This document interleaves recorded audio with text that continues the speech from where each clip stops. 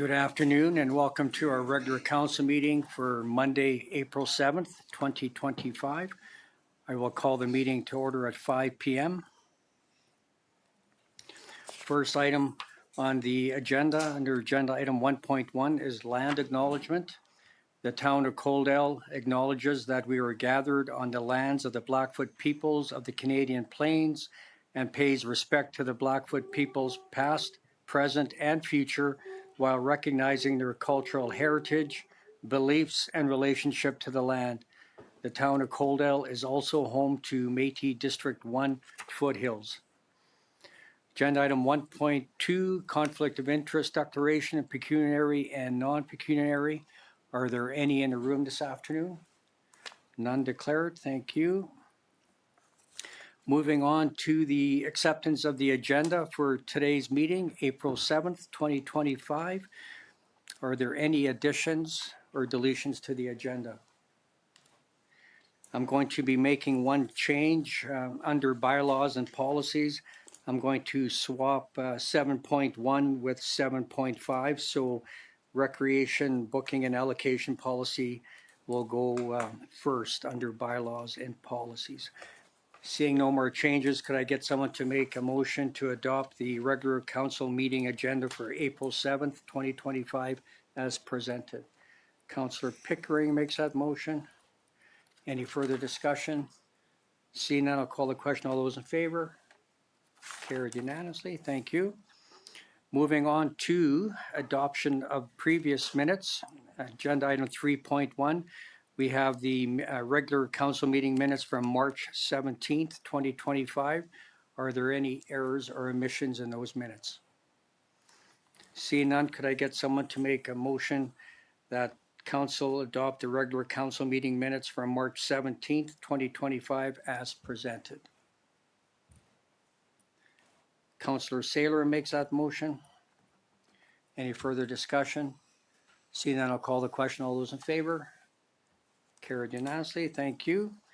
And then under agenda item 3.2, the special council meeting minutes from March 26, 2025. Were there any errors or omissions in those minutes?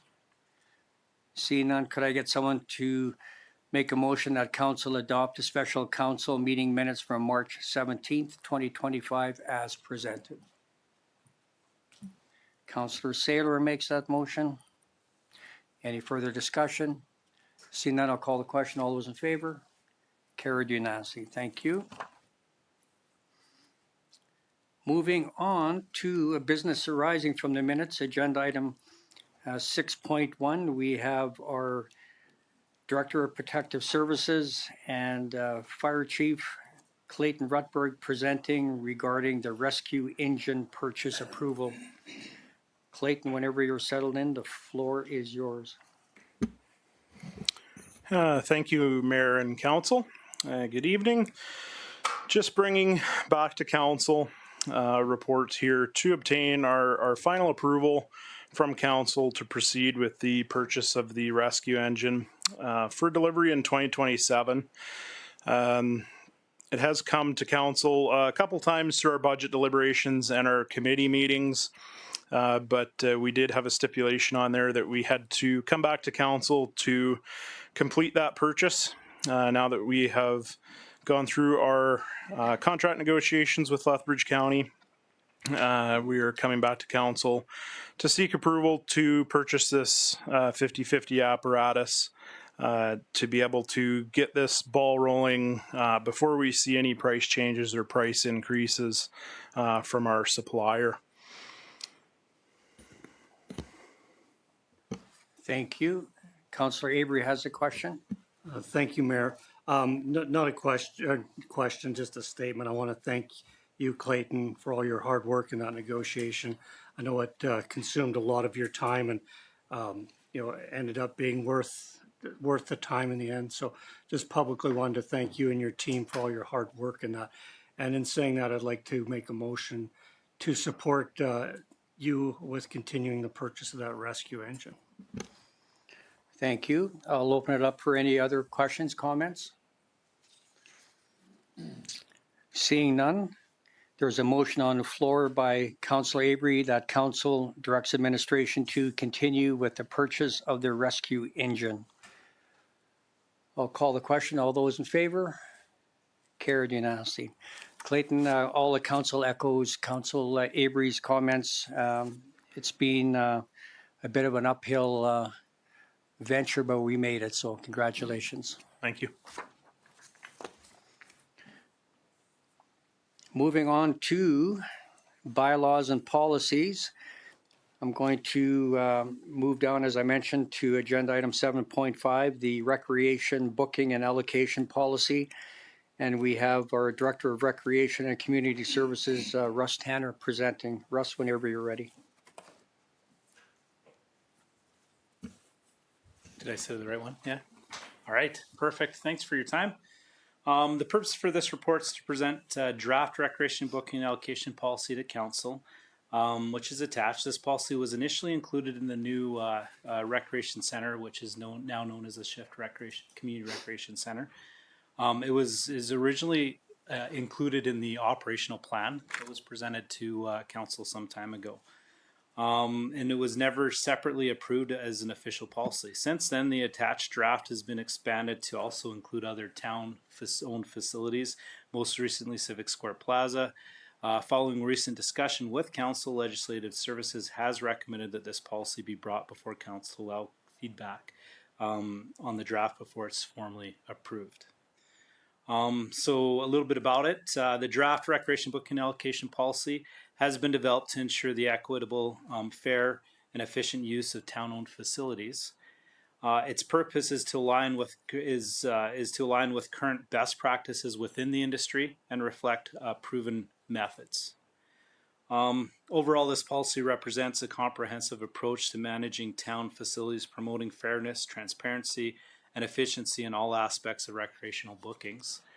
I think it's also important to point out too that it is a current practice, that these policies aren't going to, surprise any current user groups or things like that. These are policies and practices that we've been doing for some time, and as mentioned earlier, in the industry, for the most part, follows the same types of practices. However, it's also important to point out that it reflects some priority sequences within there that allows the town as an owner of these facilities to be able to look at situations where there may be conflicts arise and things like that. Also, the growth of programs and the desire for certain programs to come in and have the ability for the town to look at that and make adjustments to those historical bookings and things like that. And so there are two options that we thought are in front of you, and the first being that council approved the draft CS003 recreation booking allocation as presented, and option two, that council provide additional direction as they see fit concerning policy CS003 recreation booking allocation. Thank you. I'll open up to members of council. Any questions, comments? Deputy Mayor Reese. Thank you, Mayor Van Rijn, through to Russ. Thanks for the policy that you put together here. Looks good. I have a question regarding item number 14, allocation policy review and update. Can you just clarify for me exactly what you mean when you say that the Community Services Department is as appropriate and to respond to overarching council directions related to revenue achievement and strategic business plans? You bet. So this opens the opportunity for it to be reviewed, and most importantly, to be reviewed if the direction from council were to ever change on any priorities or things like that. So it provides both feedback from council, but it also provides like the strategic plan and some other things that are kind of living documents to also live in this space. Okay, perfect. Thank you. Would it be possible to maybe clarify that a bit more in the wording, just because it almost seems like when you just read it to me, I could be mistaken, but almost seems like it gives you guys, you can do what you want with it without council's input at all. But that's not what you're saying. No, it says to respond to overarching council direction. Okay. Okay. Yeah. So I mean, we certainly could look at that if there's another direction on how that wording should be. certainly was our intent to make sure that that was the direction that Okay, no, it's that's in fine. response to your direction. Okay, thank you. You bet. Yeah. Thank you. Any other questions, comments? Councillor Chapman.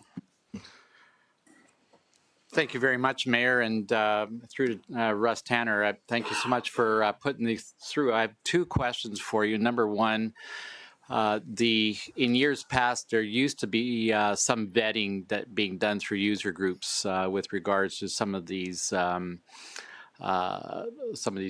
updates.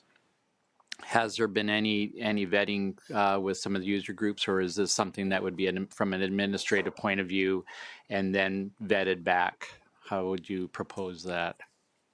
I don't know that I'd call it vetting, but we do have user group beginning of season and end of season meetings where oftentimes booking allocation is a huge priority at those meetings. And this document has been used in living with them for the entire space of the time that I've been here since 2020. It's been shared with them on multiple occasions and at those meetings. And really there's, like I'd mentioned earlier, there's some industry practice here that's kind of proven and true and tested.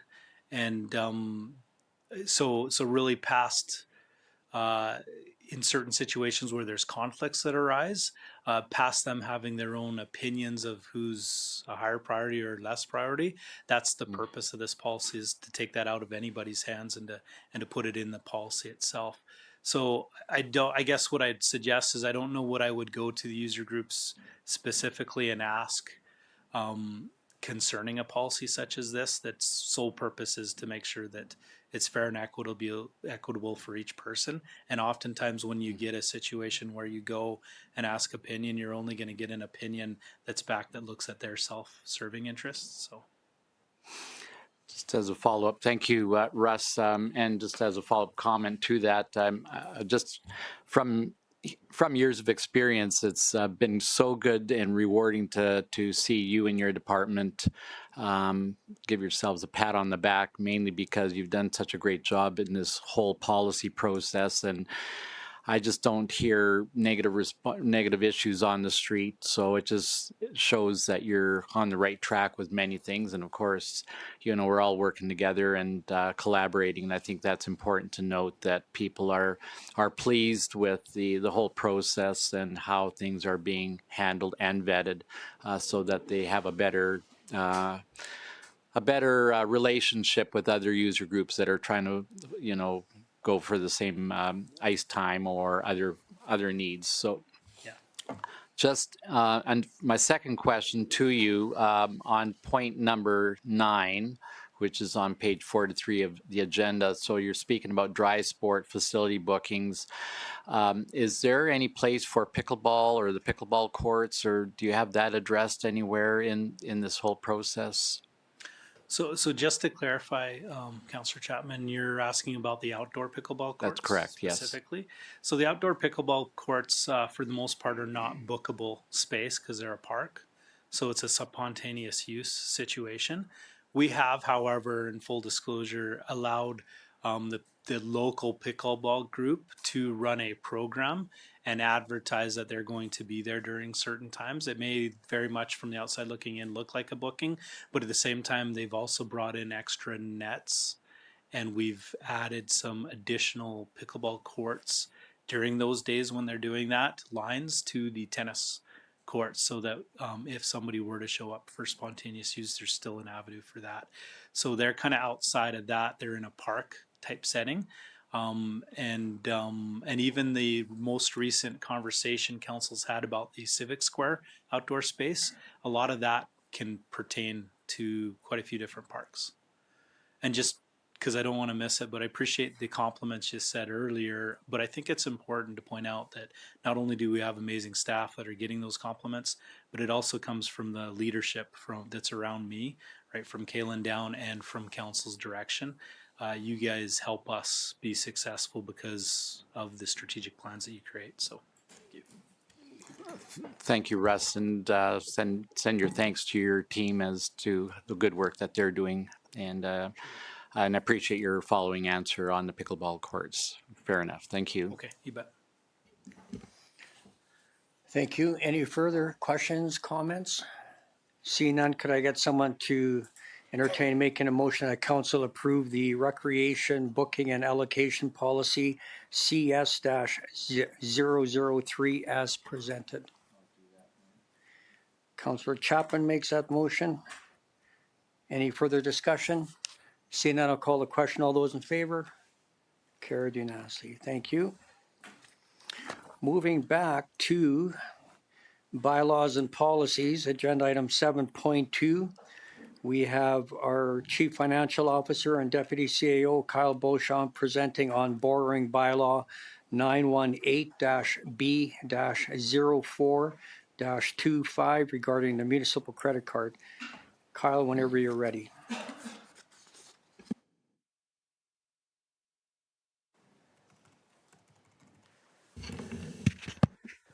Okay, thanks and good evening, Mayor and Council. So I am presenting borrowing bylaw 918-B-04-25 for your review today. So this bylaw comes as the town currently already does have a credit card program practice throughout the organization, in which various employees do have a credit card for day-to-day operations of the town. As the town is transitioning from the BMO Bank to ATB, we are in the process of updating our credit cards from the bank as well. As we transition to ATB and the credit cards do constitute a credit facility, council needs to approve a borrowing bylaw to authorize any credit facility. So we do have the bylaw presented to authorize the credit card purchasing program with ATB attached. You'll note there's no bylaw being rescinded, as through my search I couldn't find one of these before, so it must have just inadvertently have not been a bylaw before. We are requesting all three readings if there are no questions or concerns from council. I'll turn it back over to you. Thank you. I'll open up to members of council. Any questions, comments? Seeing none, could I get someone to entertain making a motion that council approve first reading of borrowing bylaw municipal credit card 918-B-04-25 as presented? Councillor Pickering makes that motion. Any further discussion? Seeing none, I'll call the question. All those in favor? Carried unanimously. Thank you. Does anybody care to make the motion that council approve second reading of borrowing bylaw municipal credit card 918-B-04-25? Deputy Mayor Reese makes that motion. Any further discussion? Seeing none, I'll call the question. All those in favor? Carried unanimously. And now I need someone to make a motion that council provide unanimous consent to hold all three readings of borrowing bylaw municipal credit card 918-B-04-25 in one meeting. Who cares to make that motion? Councillor Beekman. Any further discussion?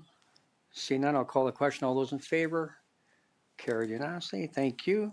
And finally, I need someone to make a motion that council approve third and final reading of borrowing bylaw municipal credit card 918-B-04-25. Councillor Chapman makes that motion. Any further discussion? Seeing none, I'll call the question. All those in favor?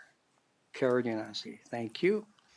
Moving on to agenda item 7.3, the supplementary assessment tax bylaw 915-C-04-25. And again, we have our Chief Financial Officer, Kyle Beauchamp, presenting. Kyle, whenever you're ready. Thanks. And the supplementary assessment tax bylaw is one of these tax bylaws that we do present on an annual basis to council for approval. So just a quick backstory on what a supplemental tax assessment is. As tax notices are prepared, they're prepared on the state of the property as of December 31st. Going forward for the next year, they're then taxed and assessed on that in accordance. If a property does have significant or substantial renovations, or a new property is built and then substantially completed in the year, or midway at a point during the year, they do fall under taxation if a municipality does have a supplemental assessment bylaw. So for example, if a new house is completed October 1st and occupied, that's 3 months of the year that that property would pay tax under this bylaw. So this is the same bylaw, just updated for dates and numbers as presented in previous years. Again, we are requesting all 3 readings from council if there are no questions or concerns. Turn it back to you, Mr. Mayor. Thank you. I'll open it up to members of council. Any questions, comments? Seeing none, could I get someone to entertain making a motion that council approve first reading of supplementary assessment tax bylaw 915-C-04-25 as presented? Deputy Mayor Reese makes that motion. Any further discussion? Seeing none, I'll call the question. All those in favor? Carried unanimously. Thank you. Now I'm looking for someone to make a motion that council approve second reading of supplementary assessment tax bylaw 915-C-04-25 as presented. Councillor Pickering makes that motion.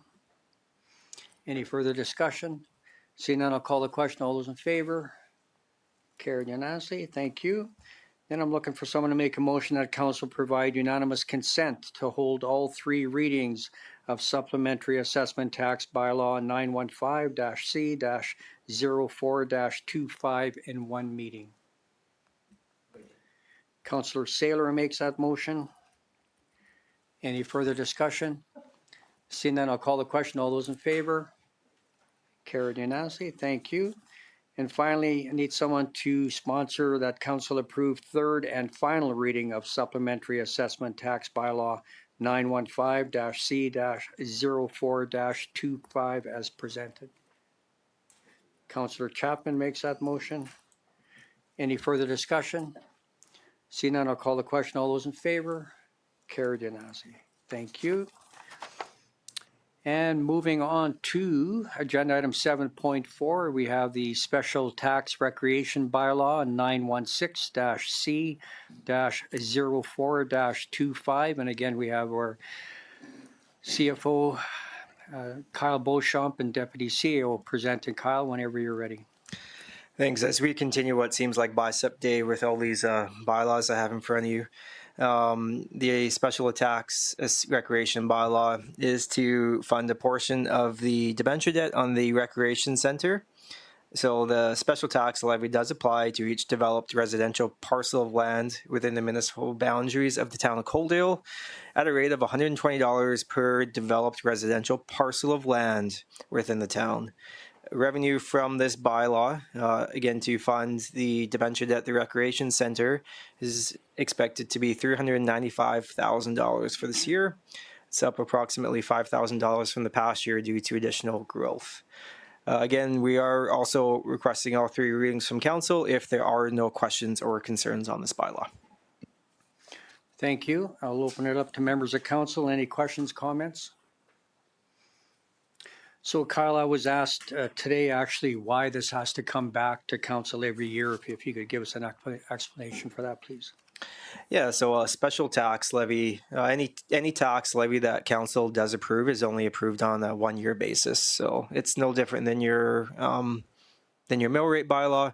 A special tax bylaw is only valid for the year council authorizes it, because you can't bound a future council to future tax bylaws and whatnot. So it does need to be presented every year with the MGA. Okay, thank you. Seeing no more questions, could I get someone to entertain making a motion that council approve first reading of special tax recreation bylaw 916-C-04-25 as presented? Councillor Avery makes that motion. Any further discussion? Seeing none, I'll call the question. All those in favor? Carried unanimously. Thank you. Now I'm looking for someone to sponsor second reading of special tax recreation bylaw 916-C-04-25. Councillor Chapman. Any further discussion? Seeing none, I'll call the question. All those in favor? Carried unanimously. Thank you. Now I'm looking for someone to sponsor that council provide unanimous consent to hold all 3 readings of special tax Recreation Bylaw 916-C-04-25 in one meeting. Deputy Mayor Reese makes that motion. Any further discussion? Seeing none, I'll call the question. All those in favor? Carried unanimously. Thank you. And finally, I need someone to sponsor that council approved third and final reading of Special Tax Recreation Bylaw 916-C-04-25. Councillor Pickering makes that motion. Any further discussion? Seeing none, I'll call the question. All those in favor? Carried unanimously. Thank you. Now we're going to move back to 7.1, and that's regarding borrowing bylaw 914-B-04-25 regarding economic development rail spur. And again, we have our Chief Financial Officer and Deputy CAO presenting. Kyle, whenever you're ready. Thanks. And the final bylaw, I do have for you is another borrowing line of credit. So this is similar to the bylaw 899-B-09-24 that was passed by council in September of 2024. So this is essentially a line of credit bylaw that is used to fund the construction of the rail spur within town. This line of credit will be repaid in future years as future revenues and grants are collected to repay this debenture down. ATB, due to the nature of the bylaw being a line of credit that renews every year, is requesting that this bylaw be updated by town council on a yearly basis. Thus, we are presenting you with an updated bylaw. Being a borrowing facility capital that is that is shorter than 5 years under Section 257 of the MGA, there is no advertising requirements. So this is also why we are requesting all three readings if, again, there are no questions or concerns from council. Thank you. Thank you. I'll open it up to members of council. Any questions, comments? Councillor Chapman. Thank you, Mayor. Through to Kyle, just a procedural question then. So every year that this bylaw has to be passed by council, so the motion would be to repay the balance owing and not the current number that you're showing today. So the bylaw authorizes a limit to which the municipality can borrow under the facility. So essentially, you're just authorizing the town to continue borrowing within that limit that you're authorizing. So it's not like it's a new loan. It's not like we're repaying the loan and putting a new one. We're just essentially reauthorizing it every year. So you're just essentially authorizing it and to say, status quo, nothing's changed. This way, if something, did happen in a year that would cause council to or administration not to renew the loan, it's only valid for a period of 1 year. Thank you. Any further questions, comments?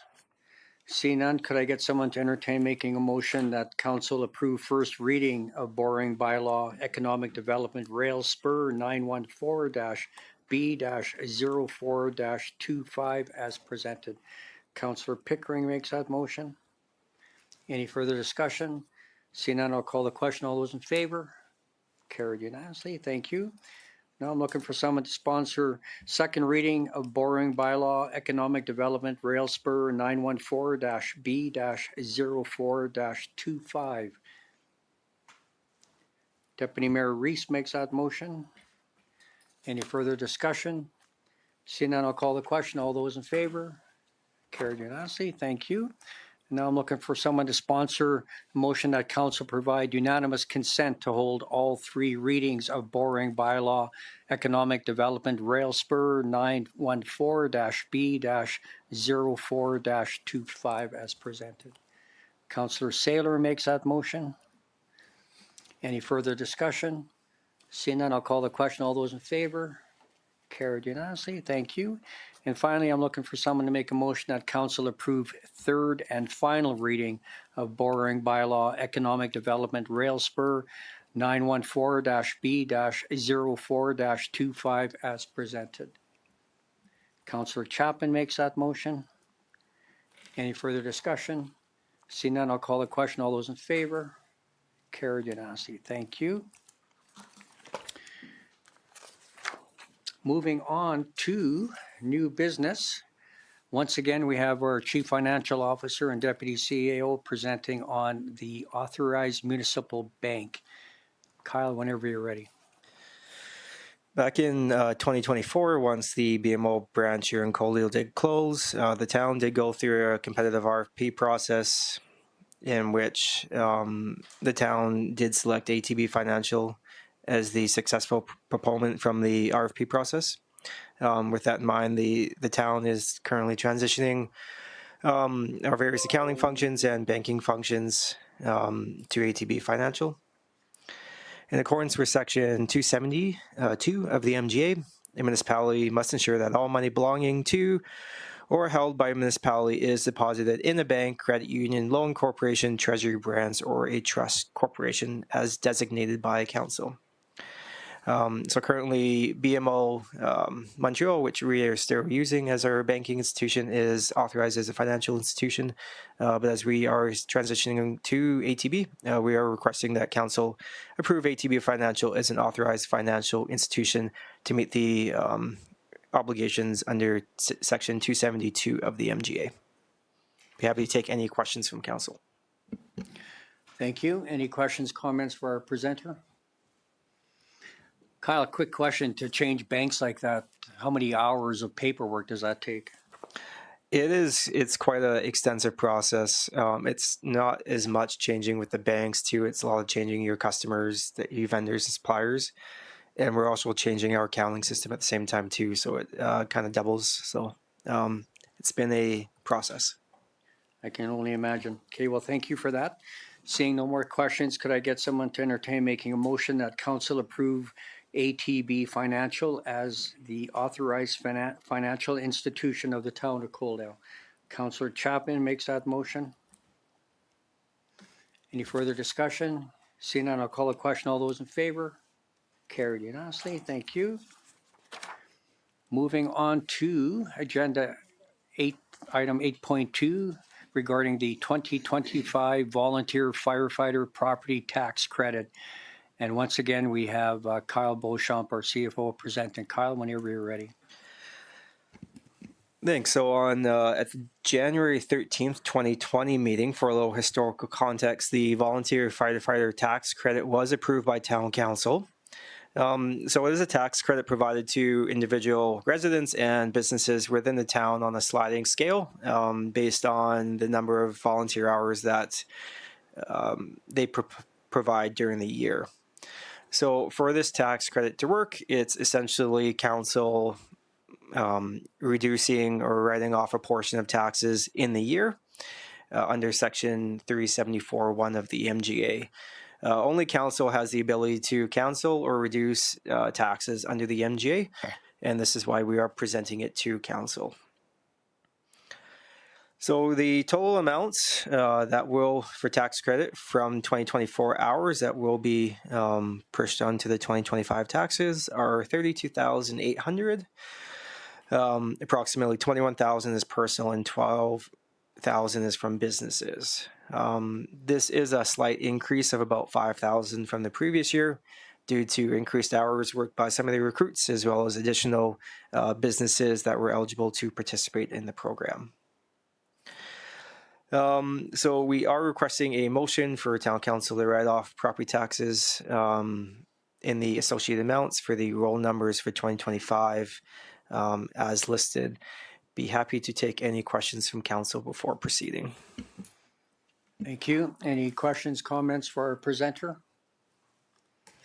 See none, could I get someone to entertain making a motion that council would direct administration to write off current property taxes for the year 2025 for the tax roll numbers indicated as part of the council package for a total of $32,800 for each tax roll as noted?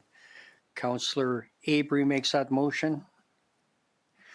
Any further discussion? Seeing none, I'll call the question. All those in favor? Carried unanimously. Thank you.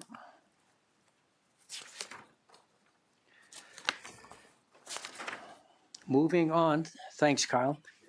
Moving on to departmental reports, agenda item 9.1. We have our Director of Protective Services, and Fire Chief Clayton Rutberg, and Mark Anderson, our Director of Community Policing, and Deputy Chief Byron Fraser. Thank you. Clayton and Mark, whenever you're ready. Thank you again, Mayor and Council. So just here this evening to present our 2024 annual report. So I will do most of the speaking, but these other gentlemen are here if we do have any questions from Council as we go through. I will try and breeze through some of the extra fluff as we go through and highlight some of the higher level details, but feel free if you guys have any questions to let me know as well.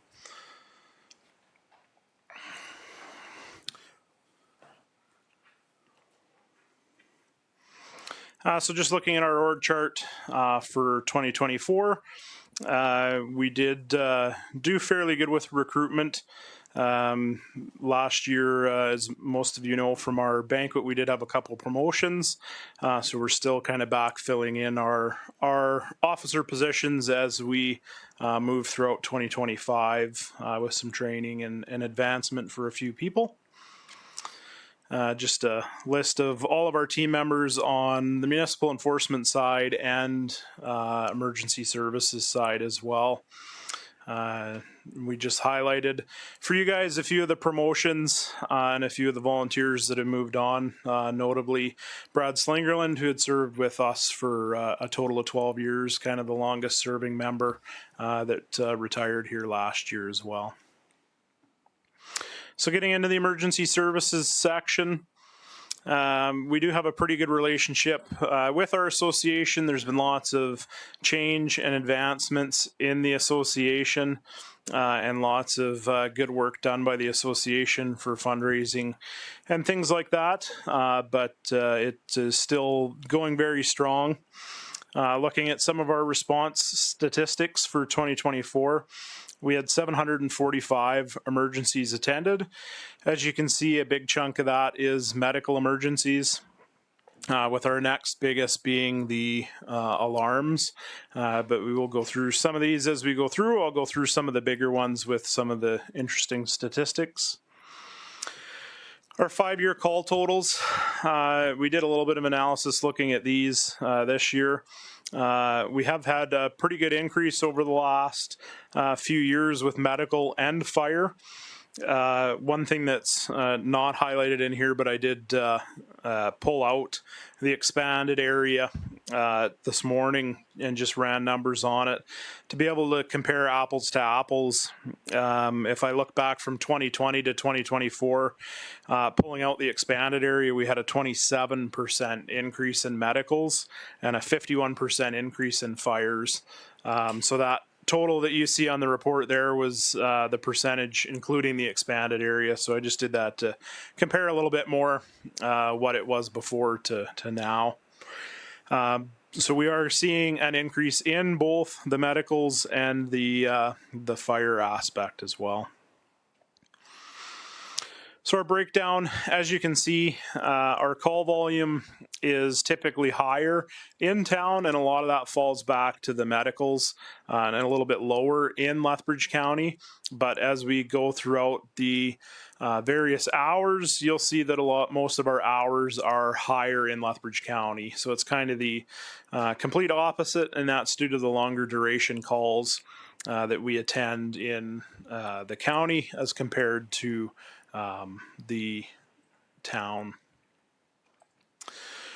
Our apparatus hours, so our time on call, the previous slide breaks down exactly how long we're on the call and doesn't take into account all the trucks that might be on it.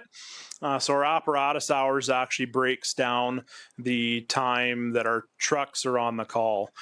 So it's a little bit higher than the time on call, and that's where we see if there's 2 or 3 trucks responding, that time increases compared to the time on call. And then our firefighter hours, again, that's as these numbers go up, That's basically our payroll hours for our volunteers throughout the year and how many hours that they put in responding to calls. So that's not including any training, which comes up later on in the report. Breaking down our incidents by time of day and day of the week. As you can see, our 0600 in the morning to 6 o'clock at night is our larger of the two, with our nighttime calls being a little bit lower. Our day of the weeks are fairly spread out, fairly even for the most part, but we do see a little bit of a rise, which typically that Tuesday to Thursday is in midweek is typically our busier time. But highlighting our overlapping incidents throughout 2024, we had 41 occurring at the same time last year. So a little bit of an increase from 2023, where we were in the 30s, I believe. Our response times in our mutual aid. So these are the average response times in each of our districts. So our Coaldale is obviously within the town. Our Lethbridge County primary district is everything Broxburn east, and then our secondary or expanded is everything in that new territory up to the city. And this is average time to all of our calls in those districts. So it's not breaking them down any further. If you were looking at, the airport versus west of Broxburn, it's just taking that average of those calls, which we only did 97 in that expanded area last year. And then looking at our mutual aid utilized, so it's a large number, but it's not that many that we've called as separate incidents. So if we called for a tender from Lethbridge and a tender from Picture Butte, they're both showing on here. So it might have only been one call, but we used two departments at the same time. So this number is a little bit bigger than the actual number of times we've utilized mutual aid, but it shows each time we've called each of the stations that are listed. Our medicals. So as you can see, as I mentioned earlier, a lot of our medicals are in town. That shoots our town numbers up quite a bit. When we look at our code reds over the years, the number of them has come up a little bit, but if we look at the percentage of code reds in comparison to our total medical calls, we're kind of hovering around that 11 area, which seems to be in that average for the last number of years. So it's going up a little bit, but staying relatively same compared to the total calls that we're doing. And this just lists our medical call severity. As you can see, the delta makes up the majority of the portion, so it is broken down kind of what they are on this page, if you're wondering what each of those means. But Delta and Echo we go to automatically in town. The county does have separate response plans that also include a few Charlies depending on the severity, but those are the majority of the calls we do in town are those Delta level and Echo level responses. Then just getting into our alarms, again, we do a higher percentage of alarms in town than in the county. But when we start to look at our reoccurring false alarms, these are properties that have had at least that number of alarms occurring. So in 2024, we had 9 properties have it 2 alarms, so they would have had it a second time. 4 have had at least 3. 2 of them had 4, 1 happened to have 5, and then 2 had 5+. And I will highlight the 5+ ones were significantly over 5 as well. So we do have a rate and fee portion of our bylaw that does allow us to charge some of those as well, which we do keep an eye on throughout the year. The first 2 are typically at no cost, and then the property will get a letter letting them know that they've had 2 in the calendar year, and then once we hit 3+, we start issuing that rates and fee as well. And again, these ones I'll go through fairly quickly. So it's just breaking down our call types. As you can see, most of our motor vehicle collisions are in Lethbridge County versus the town. And even with that being said, the majority of them happen within our primary response district, not necessarily the expanded area. Any of the ones that you see that identify north of the river are north of the river, but in Lethbridge County, so not in another municipality. So when we see a fire, if it was in Picture Butte, it would be listed as a mutual aid, but if it was in Lethbridge County, it'll be listed as north of the river. Same with our outside fires. Again, most of them are located within Lethbridge County. Here we're just looking at some of our different types. Our controlled burns are authorized, so these are kind of false alarms that we've been dispatched to, where we show up where they've had a permit. Sometimes they're just inaccurate descriptions of where they're at, and we find that it's actually a fire with a permit. A small chunk of them are illegal burns, where we extinguish the fire and deal with that, as well as some bales and different types of outside fires that we do. Again, large portion of those are in Lethbridge County compared to the town, but we do still have a few that occur within town. Our structure fires, we had a number of structure fires in 2024, 12 to be precise. A few of these fires that came in as structure fires were appliances only, so not extending into the structure. So we broke that down as well.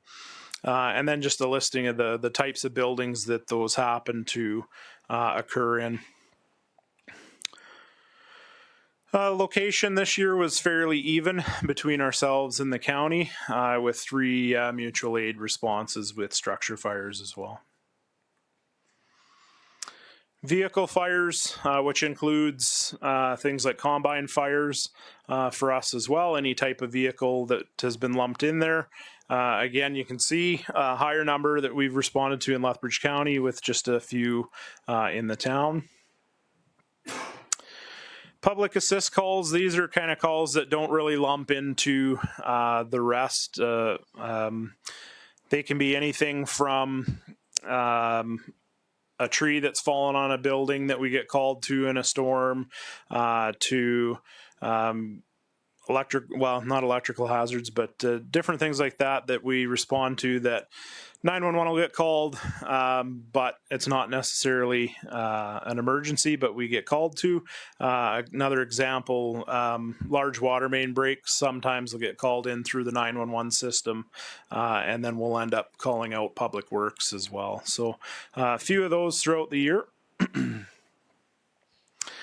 And then some of our smaller call types in here, hazmat, a lot more within the town than within the county, and a lot of that comes back to some of our businesses and stuff are typically associated with some of our hazmat cleanups and calls. And then just breaking down our last 3 types that we had with our carbon monoxide, our electrical hazards, which are anything from power line down to electrical issues in structures. And then we had a couple rescues. So rescues are different than our motor vehicle collisions. These are actual calls where we've been called for either rope rescue, high angle type, or actually extricating somebody from something other than a motor vehicle collision. Just a few training highlights. So we had 2,840 regular training hours throughout 2024. And this doesn't include time that members spend if they go off to various other courses or 1001 level 1. That's just our regular training every week.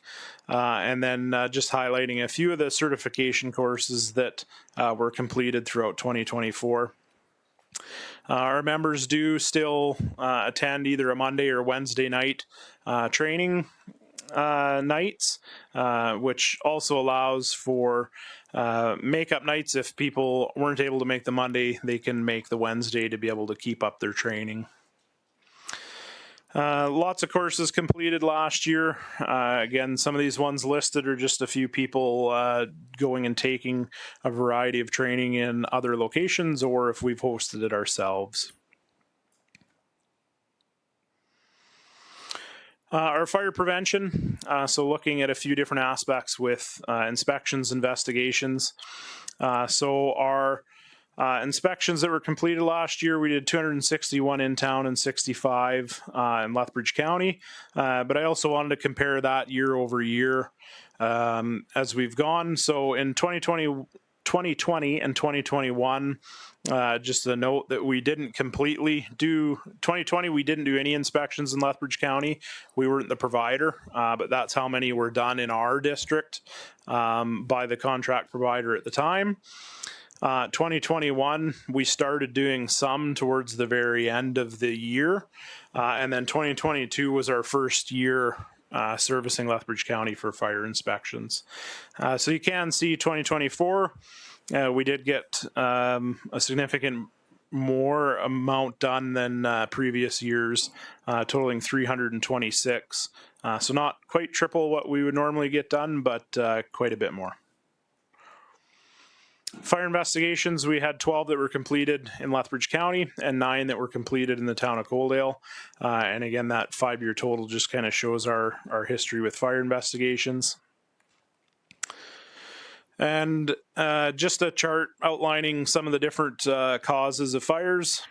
So we did have a few electrical and then not really specifically any one cause that was more than the rest. You can see lots of ones in there throughout that as well. Fire prevention. So this is looking at our pre-plans developed and updated throughout 2024. So in town, we did 87 pre-plans and in the county 26. And below, not that this is a complete example of a pre-plan, but it shows kind of what we see on our mapping, and there's a lot more data as you go through and click on them, but it's where we're able to go out, gather data on facilities, put maps in, stuff like that. Like if you were to look at the health center, maps that include our room numbers and things like that as a resource for us to be able to use if we attend a call at that facility. So there's quite a bit of work that goes into them, but a lot of information that is handy for us coming out. We had a few emergency response plan reviews with 8 in Lethbridge County and 2 in Coaldale. And this is where we look at plans that facilities have on their emergency procedures for a certain type of event. And so we're looking at that from a fire perspective. And then we had a few other prevention activities to highlight in there as well. We had 24 community engagement tours. So this is everything from school tours to things like our open house, 6 home safety inspections, and 13 smoke alarm replacements. And we did estimate, we tried to really track throughout 2024 how many people we interacted with on a prevention basis, and we estimated about 760 people.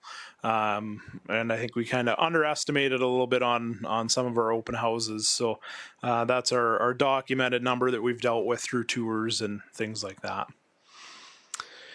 And then just highlighting our Prairie Winds Fire and Emergency Services Academy. We're kind of wrapping up our fire year here, coming up pretty quick.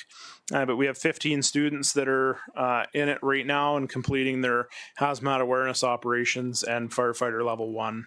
And we do get quite a few recruits out of this program now as well when they finish and graduate high school. Would you like me to pause at the end of the fire or just keep going through municipal enforcement? Thank you. We'll take a little break between the two. Just wanted to open it up for members of council. Any questions, comments on the fire side? So when it came to training Mondays and Wednesdays, do you do the same training both nights? Yeah, so we offer the same training on the Monday and the Wednesday. So we used to traditionally only do the one night, and then it was kind of during COVID where we split so that our numbers weren't as big, but we found it better off to have a bit of a smaller group so we didn't have all 45 people there at the same time. It's a little bit more hands-on with a group of 20 to 25. So we've split between the two, but it also allows if you miss the Monday and you should have been there on the Monday to make the Wednesday. So it makes it a little bit more attainable for our people, but it does repeat the same thing on the Monday and the Wednesday. Okay, thank you. Seeing no more, or Councillor Chapman. Yeah, thank you, Mayor, and through to Chief Rutberg. I appreciated so much your presentation on fire here and emergency services. On page 69, which talks about your 41 occurrences of overlapping calls, is that an alarm that you are sending out that there's some issues there, staffing issues, volunteers that aren't able to make it to certain calls, and you expect to have mutual aid support it? Not necessarily an alarm. I think it just shows that we are getting busier. It is creeping up a little bit, but it's. I think when it becomes more of those calls being fire related and not necessarily medical related at the same time as well.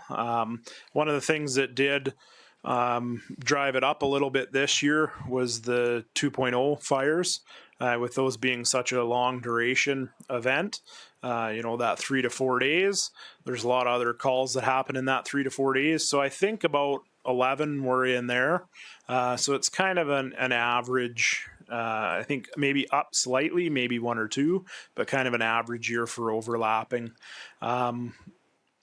We haven't had any calls last year that were overlapping that we weren't able to respond to, where we had to call in mutual aid to cover the call because we were completely on other calls at the same time either. So Thank you very much. Thank you. Seeing no more questions, let's continue. all right, so looking at our municipal enforcement section now. Just a breakdown of our call volume throughout 2024. And as you can see, kind of a similar number that are a little bit higher than the rest. Our community standards, which is typically up there, as well as our dog control. Last year was a big year for dogs. We had a lot of dogs, including a lot of dog bites last year. I know we highlighted that in our Q3 council report, but we did have quite a number of those. And as well as our traffic-related events are kind of our top 3, which they're usually up there, but our dogs did seem to be up quite a bit more than normal throughout 2024.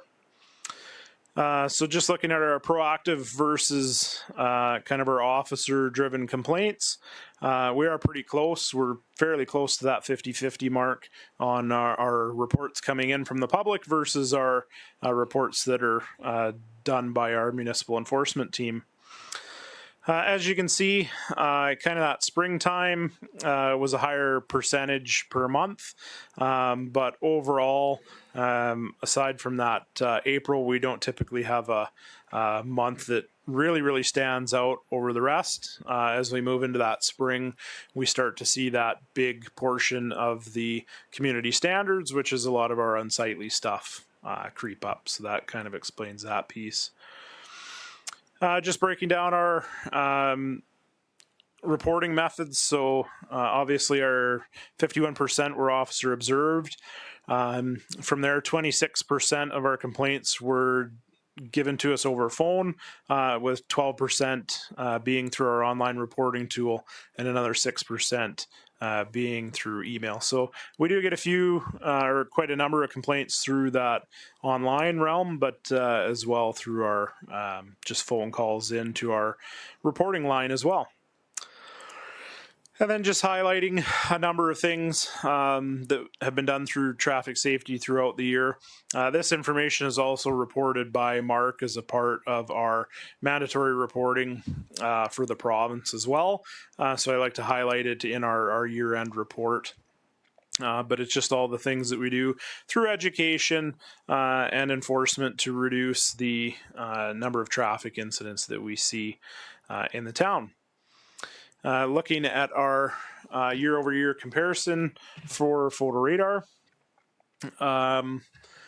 it's outlined here, as well as our summary report. And again, the report's a little bit bigger, as it's what goes to the province for our photo radar end of things.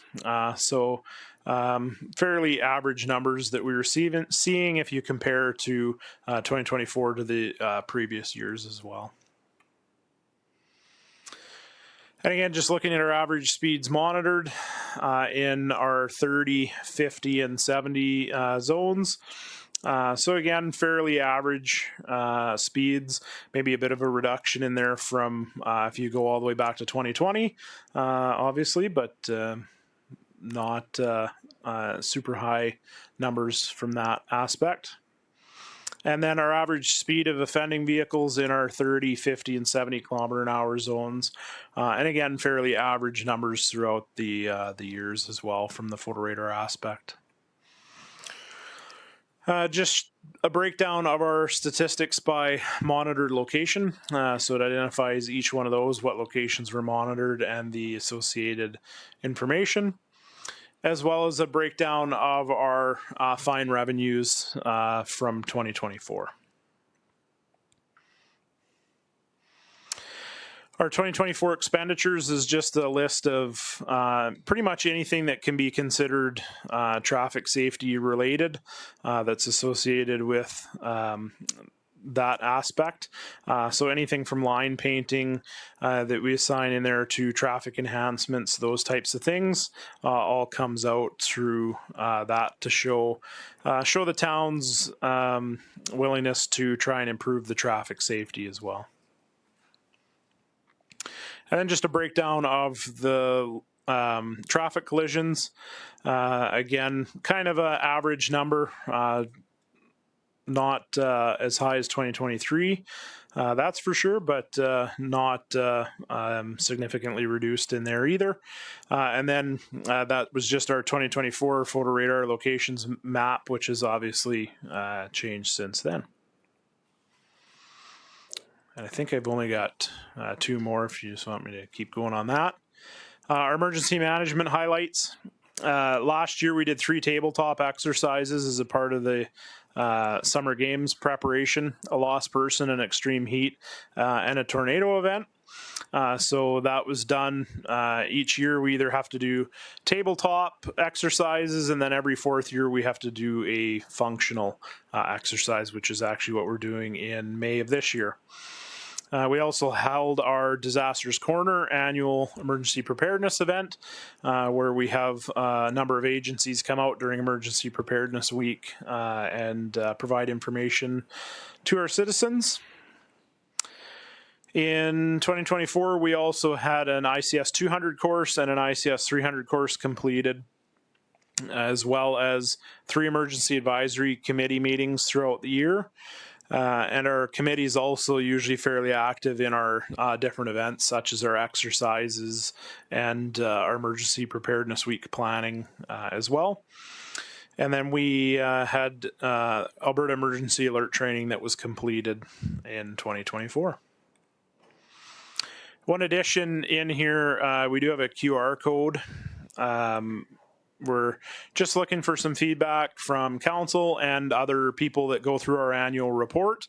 If there's any different interesting statistics or items that people would like to see go in our report in the future. So that's in there as well.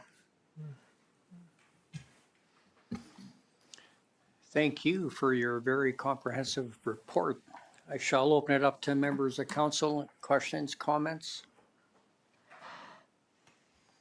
So once again, Clayton, we can't say this enough. Make sure you pass on our appreciation to your paid on call and your full-time staff. when you see a 60-page document with everything that you do for Coaldale and Lethbridge County is absolutely amazing. So much appreciated. I also wanted to commend yourself and your group working on our fire services agreement. It's a great feeling to have that behind us now as well. So I see no more questions, comments. Could I get someone to make a motion that council receive the Coaldale and District Emergency Services 2024 Annual Report as information? Councillor Beekman makes that motion. Any further discussion? Seeing none, I'll call the question. All those in favor? Carried unanimously. Thank you, gentlemen. Moving on to agenda item 9.2. Once again, we have our Chief Financial Officer and Deputy CAO, Kyle Beauchamp, reporting on the Q4 financial update. Kyle, whenever you're ready.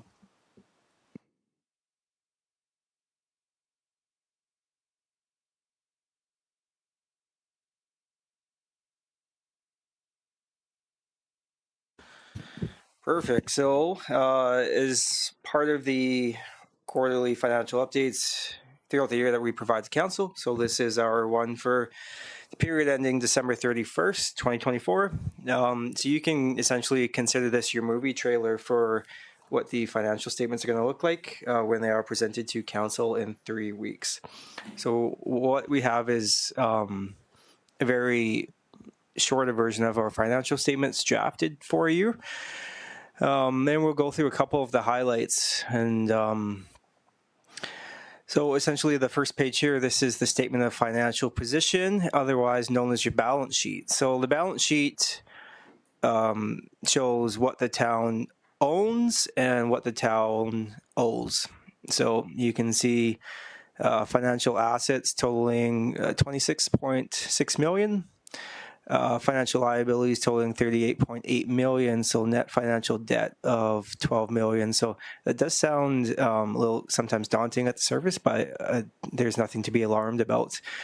For example, you see there's a financial liability called asset retirement obligations for $8 million.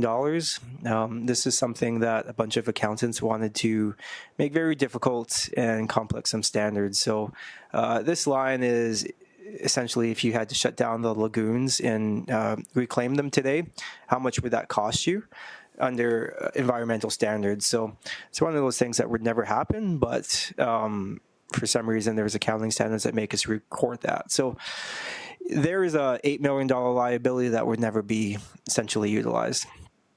And the largest portion of that long-term debt you see on there is for the rec center. So that's a facility, right, that just opened this past year and is going to be enjoyed by the town for the next 50 years. But there is debt remaining for another approximately 20 years on that we'll have to use future assets to repay. So if we scroll down a bit, the net capital assets that the town owns, so this is assets that have been amortized for their useful life.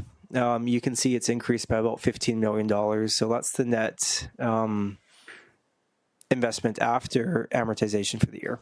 So we go back through the dawns of time, back to when the town was essentially started. We have accumulated assets worth of $158 million, essentially. So we go to the next page here. So this is a statement of operations, otherwise known as your income statement. So revenue and expenses, I won't go through each line item individually. You'll do see I have some notes. I'd be happy to clarify any comments on those. So what we do for the year end is we take everything we came in and everything that was paid out and what's the balance at the end of the day. So you'll see on the financial statements, it'll show an accumulative surplus of 14 million.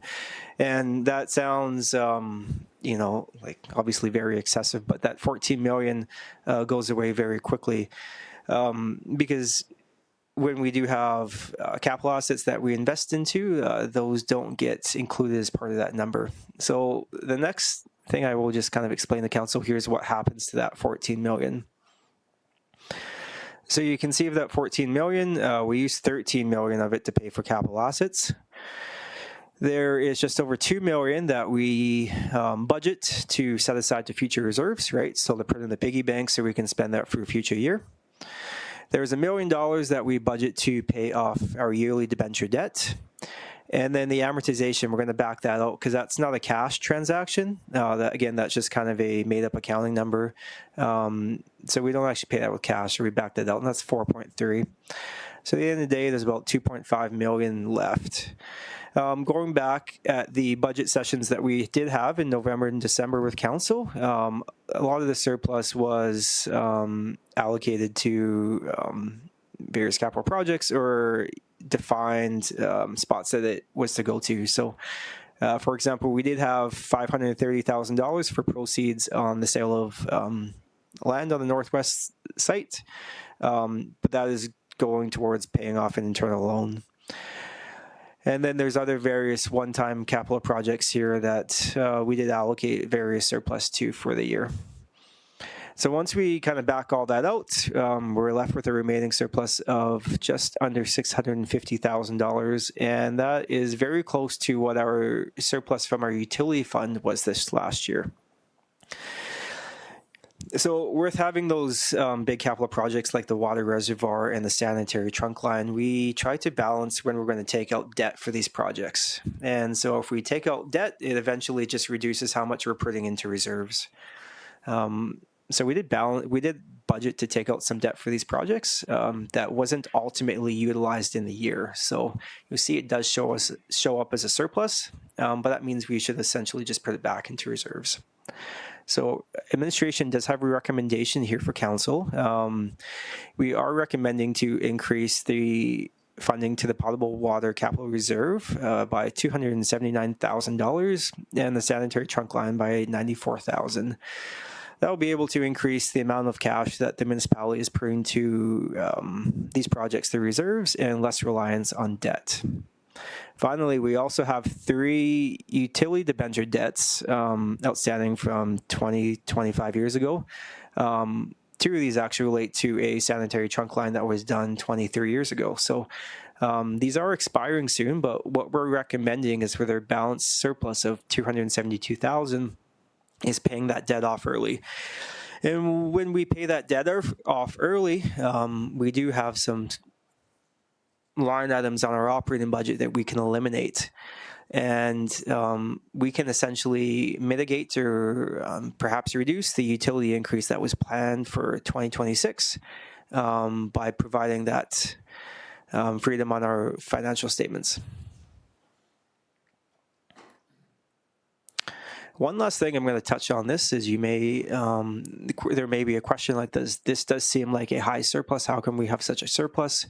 It relates to the revenues and the expenses that do have a variance that's in the town's favor here.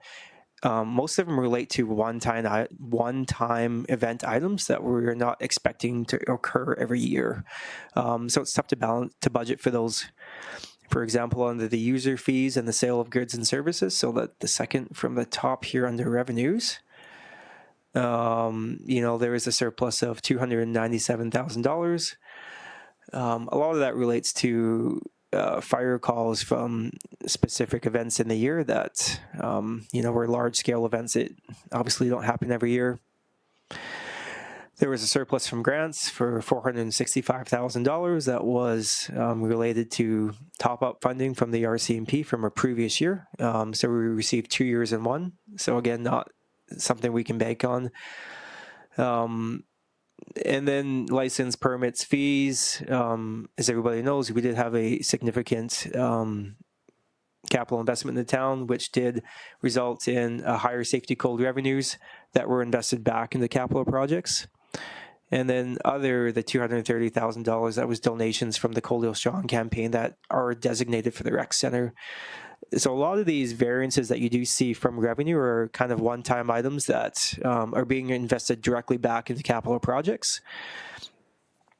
On the expense side, you'll see administration had a surplus of $200,000 and engineering had a surplus of $46,000. Those are due to projects that were not completed in the year and that were pushed back to 2025. So again, if those projects were completed, that would have not been applicable as well.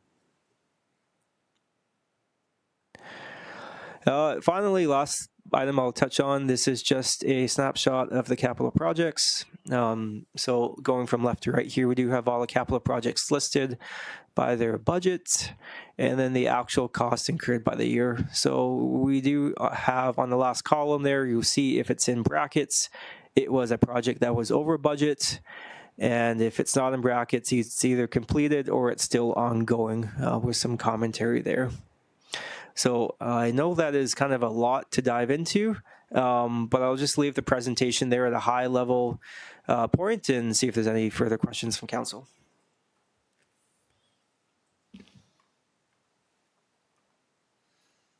Thank you. So just backing up, Kyle, to what you have yellow highlighted, is that something that you're looking from us for tonight?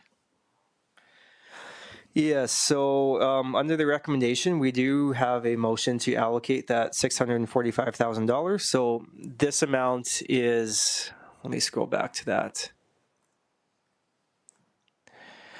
Everything here has already been allocated and approved by council through previous direction or through budget. The amounts in yellow have not been allocated by council, so we are requesting that motion to allocate those amounts in yellow. Thank you. Just before we ask for that, I'll just open it up for questions, comments to our presenter on any of the items that he presented on. Another very comprehensive report. Seeing none, let's treat them as three separate motions then. The first one, the potable water reservoir capital, a motion for $279,603 goes towards the potable water reservoir capital reserve. Anybody care to make that motion? Councillor Pickering makes that motion. Any further discussion? Seeing none, I'll call the question. All those in favor? Carried unanimously. Thank you. The next one, we're looking for a motion to move the surplus funds of $94,229 to the sanitary trunk line capital. Who cares to make that motion? Councillor Chapman makes that motion. Any further discussion? Seeing none, I'll call the question. All those in favor? Carried unanimously. And finally, looking for someone to make a motion to transfer the $272,000 surplus towards the repayment of the utility debenture debt. Who cares to make that motion? Councillor Saylor. Any further discussion? Seeing none, I'll call the question. All those in favor? Carried unanimously. And then finally, I need someone to make a motion that council receive the Q4 financial update for the year ending December 31st, 2024 as information. Councillor Chapman makes that motion. Any further discussion? Seeing none, I'll call the question. All those in favor? Carried unanimously. Thank you. Thank you, Kyle. Moving on to agenda item 10.1 under council and committee reports. We have a verbal update from Councillor Pickering regarding the Gem of the West Museum Society. Councillor Pickering, whenever you're ready. Thank you, Mayor Van Rijn, and thank you to council for giving me this opportunity to present what's been happening over at the Gem of the West. After having a very successful 2024 year, we started planning in January what was going to take place in 2025. In collaboration with the library, we have every day starting in, or every Thursday in January through to end of March, we had library mornings at the museum. And what it was entailed was it started out as every exhibit had a story that was told and a lesson to be learned about how it affected the history of Coaldale. And we also had demonstration of blacksmith work being done. In June, they're planning on helping the library with their 80th anniversary on the celebration for their art. We also did consultation work with Tabor Museum, helping them on their way. Our big opening is on May 3rd. Opening day for the season starts at 10 a.m. to 4 p.m. Free admission. There's going to be food trucks, live entertainment, other activities, games, and a blacksmithing demonstration. We're planning to have a concert. They're bringing in that John Wart Hannum in concert in June 7th. We're not sure what the tickets will be worth, but they'll be bringing that out. They're also looking for bringing in more presenters for doing workshops, and they're also working on having a genealogy workshop this year. Plus, we'll host our annual fundraiser and craft fair in the fall. Other than that, that's what's happening at the museum for 2025. Thank you. Any questions, comments for our presenter? Thank you for that, Dale. Pass on our compliments to your board and to Craig for all his hard work. Thank you. So Councillor Pickering's going to make a motion to receive the Gem of the West Museum Society update as information. Any further discussion? Seeing none, I'll call the question. All those in favor? Carried unanimously. Thank you. Moving on to agenda item 12, information items. We have several. The first one is from Municipal Affairs regarding the police funding for March 25th, 2025. We received a letter stating that we will be getting $550,000 that goes towards our policing costs. We also have under agenda item 12.2, the Coldale Library Board meetings from January 21st, 2025. And we also have under agenda item 12.3, a letter from the province regarding the education property tax update. Agenda item 12.4 from the Mayor of Brampton, Ontario, Patrick Brown. We have a letter regarding the Stand for Canada. Agenda item 12.5, we have the pause meeting minutes from February 12th, 2025. And agenda item 12.6, we have the meeting minutes from the Coldale and District Chamber of Commerce meeting from March 5th, 2025. Are there any questions, comments on any of those items? Deputy Mayor Reese. Thank you, Mayor Van Rijn. I was wondering if we could have Lana pull up item 12.4, the letter from Patrick, the Mayor of Brampton.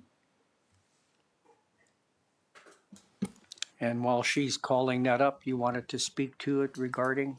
Yeah, I'm speaking in favor for the letter for Stand for Canada for the campaign. And the letter calls for a Team Canada approach to trade, defend our country's economic interests.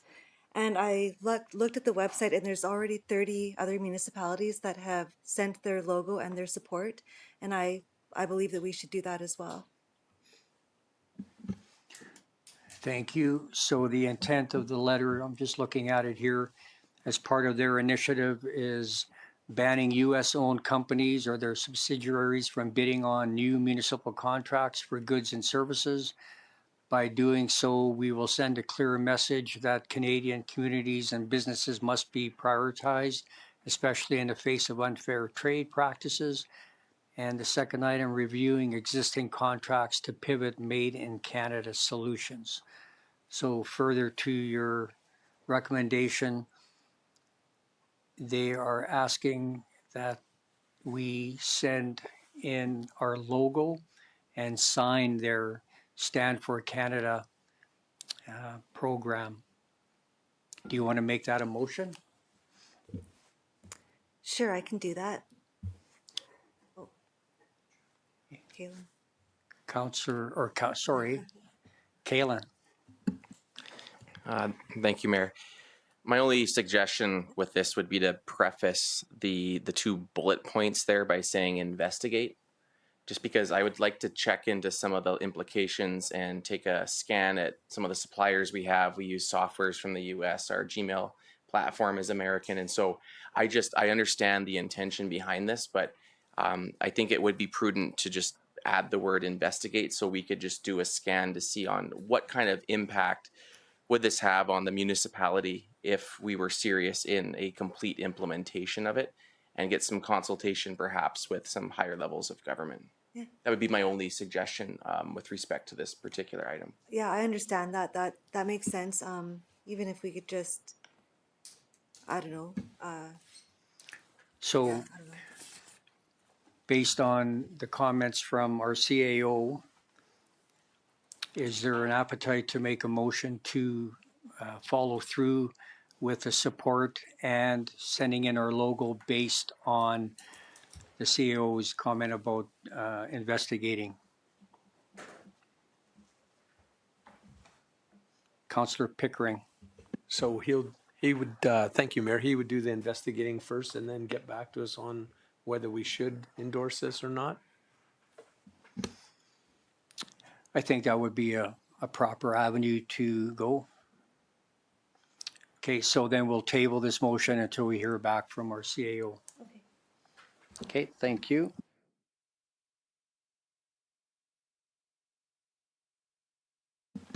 Any other questions, comments on any of the other information items?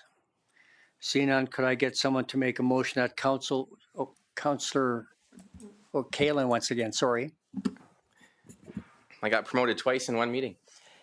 With respect to item 12.1, I just wanted to advise council that we've had discussions with some of the staff in the Premier or Deputy Premier Mike Ellis's office about what the future looks like for this amount when we get that 10th officer, and with usage rates climbing in 2025. So we don't have a verdict yet. This is good to see that we're looked after, but we're continuing to have a dialogue with them about what happens as the size of our police force grows, because it's a flat fee amount, not a percentage currently. Thank you. With that being said, could I get someone to make a motion that council receive items 12.1, 12.2, 12.3, 12.4, and 12.5 as information? Councillor Chapman makes that motion. Any further discussion? Our municipal clerk, Lana. Thank you, Mayor. There are 6 items in the information, 12.1 through 12.6.